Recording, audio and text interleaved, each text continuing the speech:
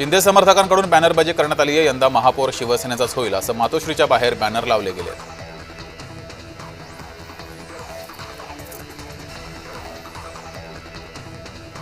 नागपुरात मुख्यमंत्र्यांच्या शासकीय निवासस्थानाबाहेर मोरारजी टेक्सटाईल मिलच्या कामगारांनी भीक मागो आंदोलन केलं।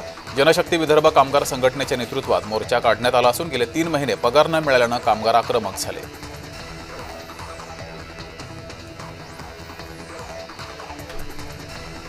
मनसेनं नवी मुंबईतील तुर्भे विभाग कार्यालयावर बोंबा मारो आंदोलन केलं। यावेळेस मोठ्या संख्येनं मनसैनिक उपस्थित होते।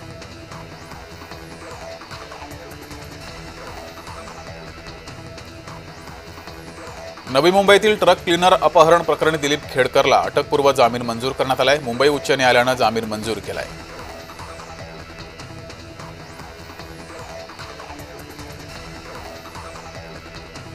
सोशल मीडियावर एक सध्या थरारक व्हिडिओ व्हायरल होतोय।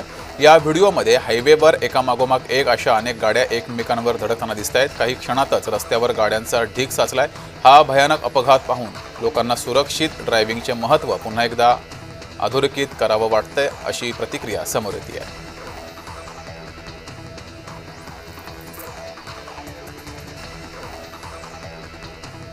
नागपूरमध्ये रेल्वे DRM कार्यालयाबाहेर ठाकरे गटानं आंदोलन केलं। ठेकेदारांकडून कंत्राटी कामगारांचं शोषण होत असल्याचा आरोप करत ठाकरे गटानं हे आंदोलन केलंय।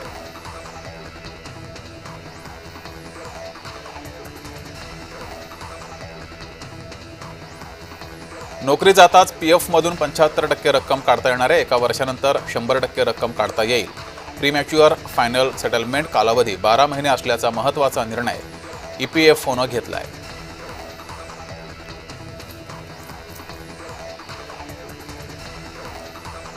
मुंबई राम मंदिर रेल्वे स्थानकावर व्हिडिओ कॉलद्वारे महिलेची प्रसूती झाली। राम मंदिर रेल्वे स्थानकावर मेडिकल सुविधा नसताना विकास बेंद्रे या तरुणानं तत्काळ डॉक्टर मैत्रीण देविका देशमुख यांना व्हिडिओ कॉल केला। त्यांच्या मार्गदर्शनाखाली वैद्यकीय अनुभव नसतानाही विकासनं यशस्वीरित्या महिलेची प्रसूती केली आहे।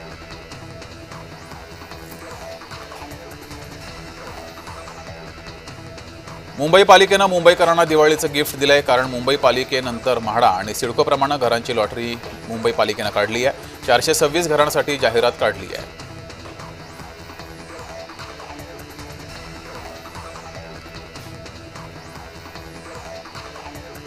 सोन्याचे दर वाढू लागल्याने गुंतवणुकीत मोठी वाढ झाली आहे। गोल्ड ETF गुंतवणूक सप्टेंबरमध्ये 6 पट वाढली आहे। ऑगस्टच्या तुलनेत सोन्यात दुप्पट गुंतवणूक झाली आहे।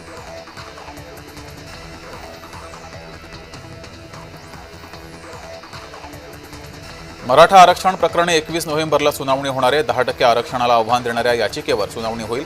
आरक्षणावरील सर्व याचिकांवर एकत्रित सुनावणी केली जाणार आहे।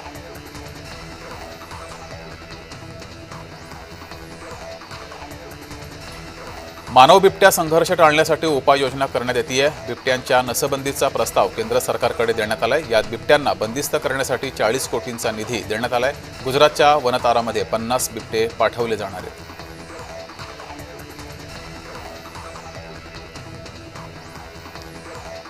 कफ सिरपमुळे आणखी एका 4 वर्षीय मुलीचा मृत्यू झालाय। मध्य प्रदेशातील छिंदवाडामधून नागपुरातील खासगी रुग्णालयात या मुलीचा मृत्यू झाला। आतापर्यंत नागपुरात 18 मुलं दगावली आहेत।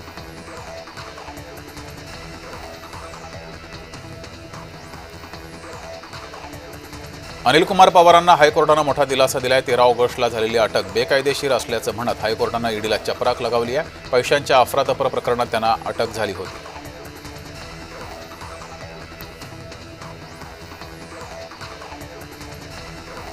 राज्यातील 13 जिल्ह्यांना पावसाचा येलो अलर्ट दिला गेलाय। मुंबईत आजपासून 3 दिवस पावसाची शक्यता आहे। कोकण, विदर्भ आणि मराठवाड्यातील अनेक जिल्ह्यात येलो अलर्ट दिला गेलाय।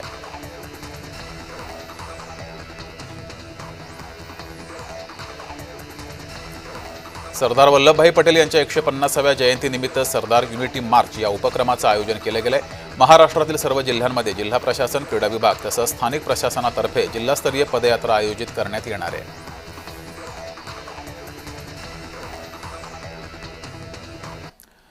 आता घेऊया गावाकडील बातम्यांचा वेगवान आढावा।